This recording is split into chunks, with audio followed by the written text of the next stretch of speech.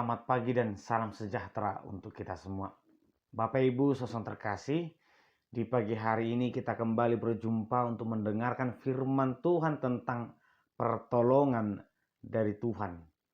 Marilah kita berdoa. Terima kasih ya Tuhan, Engkau adalah penolong bagi kami. Engkau yang menyertai memberkati kami setiap saat. Di pagi hari ini kami akan mendengarkan firman-Mu, berkati kami Tuhan. Di dalam nama Yesus Kristus kami berdoa dan bersyukur. Amin.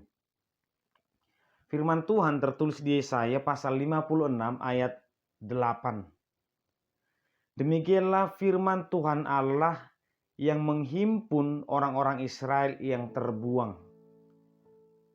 Aku akan menghimpunkan orang kepadanya lagi sebagai tambahan kepada orang-orangnya yang telah terhimpun. Demikian pembacaan firman Tuhan.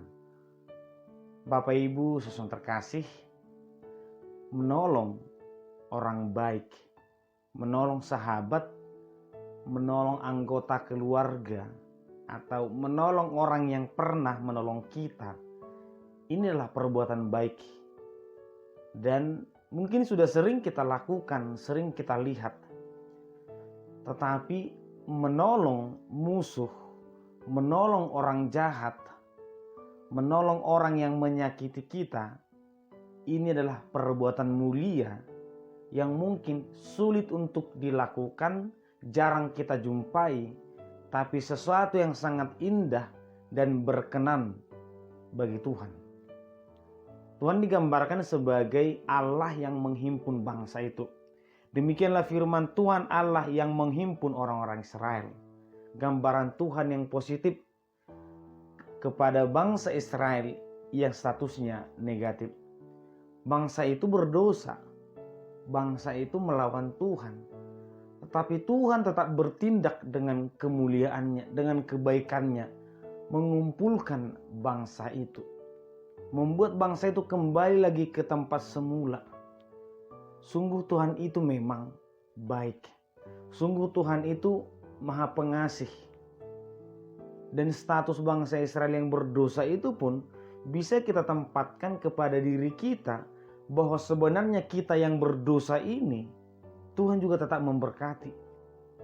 Tuhan menjaga, Tuhan melindungi.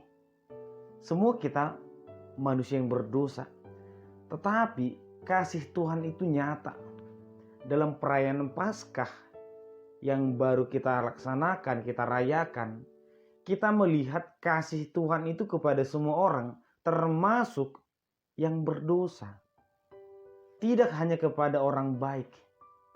Sehingga sekarang kepada manusia itu diminta pertanggungjawaban atau diminta tindakan bagaimana kita merespon tindakan Tuhan itu. Kasih Tuhan yang besar itu. Apakah kita sebagai penonton atau kita mau mengambil kasih itu, mau menerima dan mensyukuri kasih itu. Sungguh memang Tuhan itu Maha baik. Dan demikianlah seharusnya manusia memandang semua orang ataupun menerima semua orang, tidak hanya mengasihi sahabat, tetapi mengasihi semua orang tanpa memandang siapa dia. Yang kedua adalah firman Tuhan ini menggambarkan kepada kita betapa indahnya rancangan Tuhan, bahwa kepada bangsa yang berdosa itu Tuhan akan mengumpulkan mereka. Tetapi Tuhan juga akan menambahkan orang-orang kepada mereka supaya jumlahnya melimpah, supaya bangsa itu yang sudah semakin sedikit tapi menjadi semakin banyak. Ini rancangan yang sangat indah di dalam keberdosaan manusia. Bapak Ibu saudara terkasih, rancangan Tuhan itu bagaimana bangsa itu kembali, itu rancangan pertama. Rancangan kedua adalah bagaimana jumlahnya semakin besar. Tetapi hal yang menyedihkan adalah bangsa yang besar itu ternyata hilang setelah masa pembuangan. Disinilah masa-masa di mana nama ke-12 suku itu menjadi hilang. Karena ternyata rencana Tuhan itu hanya tinggal rencana Tuhan, bukan rencana manusia. Tuhan memiliki rancangan yang berbeda, tapi manusia tetap dengan rancangannya. Tuhan berkata, mari kembali ke Yerusalem. Tapi manusia berkata, kami sudah nyaman di Babel. Kami sudah berkeluarga di sini. Kami sudah berumah tangga di sini. Sudah memiliki harta di sini. Sehingga yang kembali, biarlah kembali. Yang menetap, maka tetaplah menetap.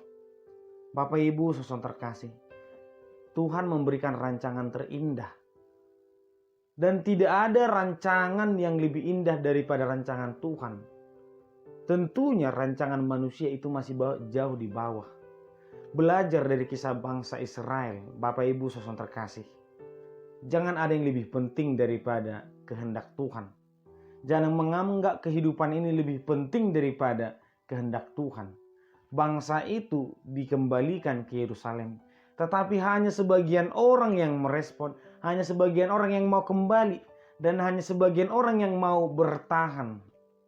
Dan dari sini juga kita melihat bahwa kasih Tuhan itu tidak hanya kepada bangsa Israel. Jika mereka tidak mau, masih ada bangsa yang mau menerima kasih Tuhan itu. Dan sampai sekarang kita melihat bukan hanya bangsa Israel yang mengenal Tuhan, tapi semua bangsa sudah mengenal Tuhan. Oleh karena itu Bapak Ibu saudara terkasih, Tuhan itu baik, maka mari merespon kebaikan itu. Tuhan itu memiliki rancangan yang baik, maka mari mengambil bagian dalam rancangan itu.